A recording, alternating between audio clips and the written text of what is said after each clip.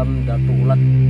Jadi dulu kita pernah mengambil dari cerita rakyat, kan? Karena manakib beliau belum ada, jadi kita dapat kisah sejarah dari Ulat Syekh Abdul Aziz Bustami dari cerita rakyat. Jadi pulau-pulau Bali yang ada di desa Haruban itu tadi.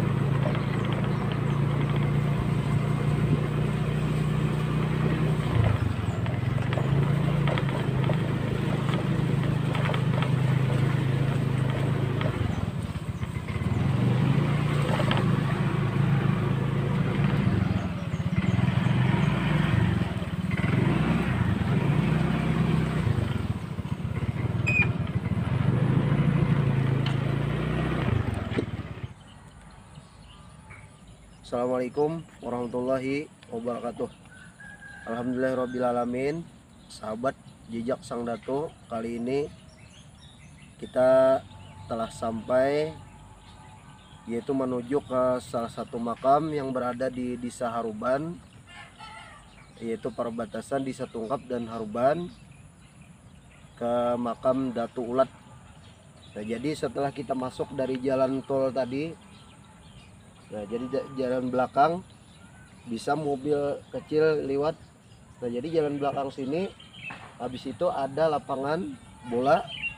Di Haruban ini ada persimpangan 4 lah, ada pohon sawit, ada jalan masuk ke sini. Nah lalu bersimpang ke jalan simpang 4 inilah. Nah ini ada jalan kecil setapak. Nah kemudian dari jalan bisa mobil kecil lewat di sini. Nah jadi syukur alhamdulillah kita hari ini walaupun harinya agak hujan, mendung, kita bisa melaksanakan yaitu jalur akses penelusuran ke Datu Ulat. Nah dari belakang jalan tol.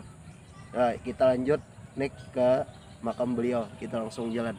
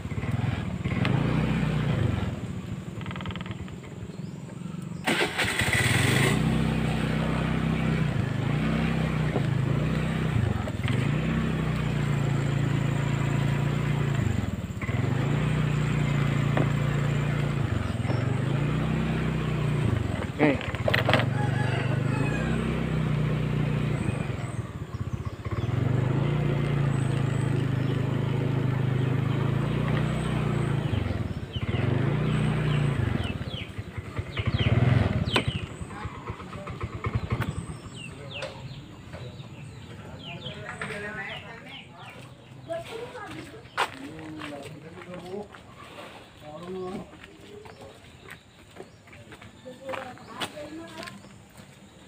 Pak, mau sini Kak.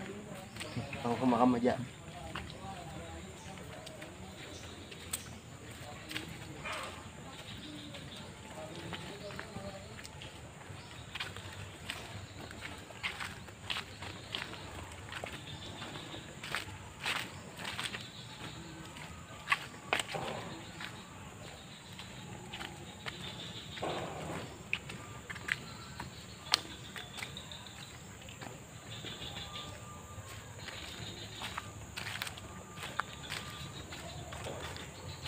Alhamdulillahirrabbilalamin.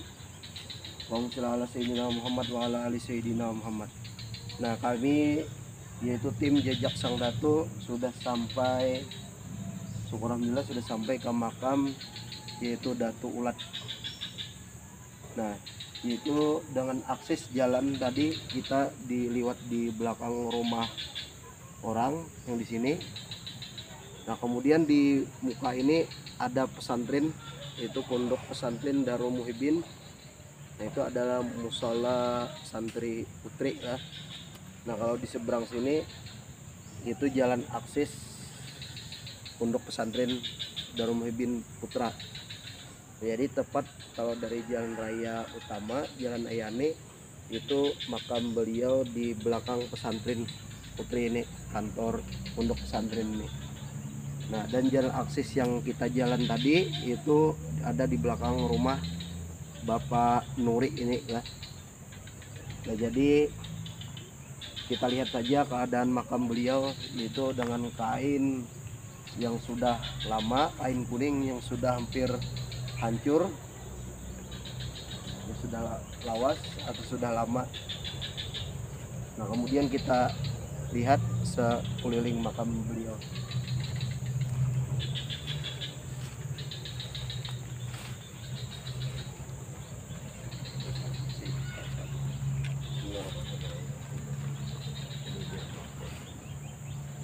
Alhamdulillahirrabbilalamin. Ada sahabat tim Sang Datu.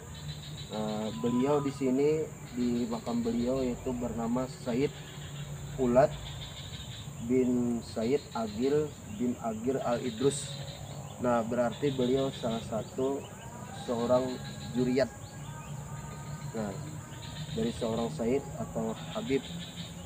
Nah, kemudian setelah ini kami mencoba penelusuran ke salah satu masyarakat atau penduduk desa Haruban sini, bagaimana sejarah beliau, bagaimana cerita yang dikuak oleh cerita rakyat beliau. Nanti kita minta sedikit. Nah, kemudian insya Allah habis ini kita langsung next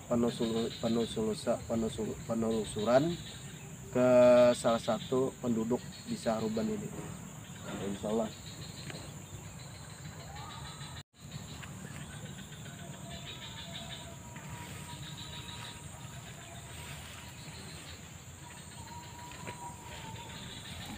Di makam Sidin ini kada nampak sini lah, mau dihiga Sidin ini lah. Atau anak Sidin nggak tahu juga lah.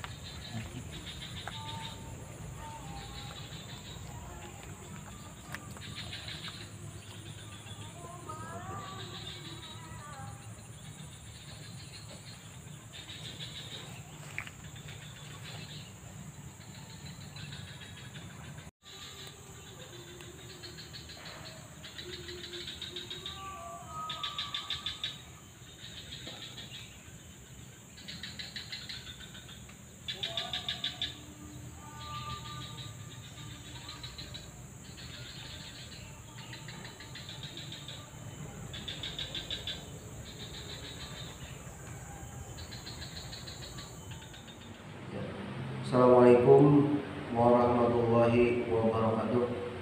Alhamdulillahirrabbilalamin. Allahumma sholli ala sayyidina Muhammadin wa ala ali sayyidina Muhammad. Nah, pada hari ini sahabat Jejak Sang Datu, setelah selesai penelusuran ke makam Datu Ulat atau Said Agil bin Agir Al Idrus tadi, Nah, jadi dulu kita pernah mengambil dari cerita rakyat, ya, karena manaqib beliau belum ada, jadi kita dapat kisah sejarah Datuk Ulat Syed Agil Alidrus tadi dari cerita rakyat dari orang tua Bahari yang ada di Desa Haruban itu tadi. Nah, kemudian kisah singkat beliau yang kami ketahui untuk saat ini, yaitu di mana Datuk Ulat itu tadi dalam satu keadaan karamat atau keistimewaan beliau pada waktu zaman dahulu itu, kita tidak tahu betul tahun berapa itu kejadiannya. Yang pasti kita menemukan sejarah itu tadi dari orang tua Bahari yang berada di Desa Haruban.